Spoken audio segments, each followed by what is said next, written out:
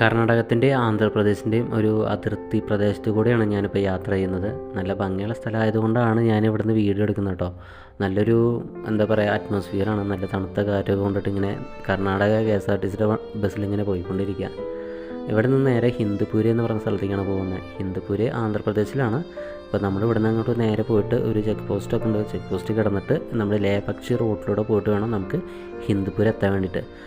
നമ്മൾ ചെക്ക് പോസ്റ്റിൽ നിന്ന് വലത്തോട്ട് തിരിഞ്ഞിട്ടാണ് പോകുന്നതെങ്കിൽ നമുക്ക് എത്തുന്നത് പുട്ടപർത്തി എന്ന് പറയുന്ന സ്ഥലത്തേക്കാണ്. പുട്ടപർത്തി നിങ്ങൾ കേട്ടിട്ടുണ്ടായിരിക്കും. സായിബാബയുടെ ആശ്രമമൊക്കെ അവിടെ ഉണ്ട്.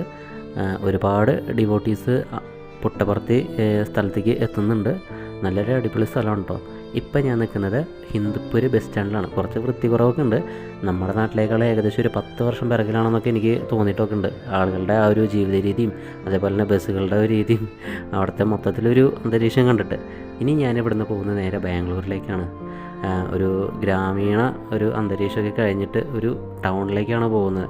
ഇവിടുത്തെ ഗ്രാമങ്ങളൊക്കെ നല്ലൊരു എന്താ പറയുക ഒരു പ്രത്യേക വൈബ് തന്നെയാണ് കേട്ടോ ഈ ഗ്രാമത്തിലൂടെയൊക്കെ പോകുമ്പോൾ. ഞാൻ വളരെ കുറച്ച് വീഡിയോ മാത്രമാണ് എടുത്തിട്ടുള്ളൂ. എനിക്ക് അത്രേ കഴിഞ്ഞിട്ടുള്ളൂ. ചുമ്മാ കുറേ കാലമായല്ലോ ഞാൻ യൂട്യൂബിലൊക്കെ ഒരു വീഡിയോ ഇട്ടിട്ട്. അപ്പോൾ ഒരു വീഡിയോ എടുക്കാം എന്ന് വിചാരിച്ച് അങ്ങനെ ഇട്ടതാണ്. കാരണം വ്ളോഗ് ചെയ്യാനുള്ള ഒരു മൈൻഡൊന്നുമില്ല. അപ്പോൾ ജോലി തിരക്കും കാര്യങ്ങളൊക്കെ ആയതുകൊണ്ടാണ്.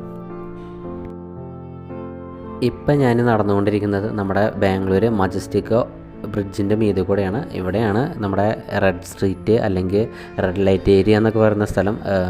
പകൽ നേരങ്ങളിലോ ഏതൊക്കെ നേരങ്ങളിൽ ഇവിടെ കുറേ ആൾക്കാരെ കാണുമെന്നൊക്കെ പറഞ്ഞ് കേട്ടിട്ടുണ്ട്. ഞാനിവിടെ എത്തുമ്പോൾ ഒരാളെയും കണ്ടിട്ടില്ല. ഏകദേശം ഒരു 10 മണിയൊക്കെ ആയിട്ടുള്ളൂ ഞാനിവിടെ എത്തുമ്പോൾ.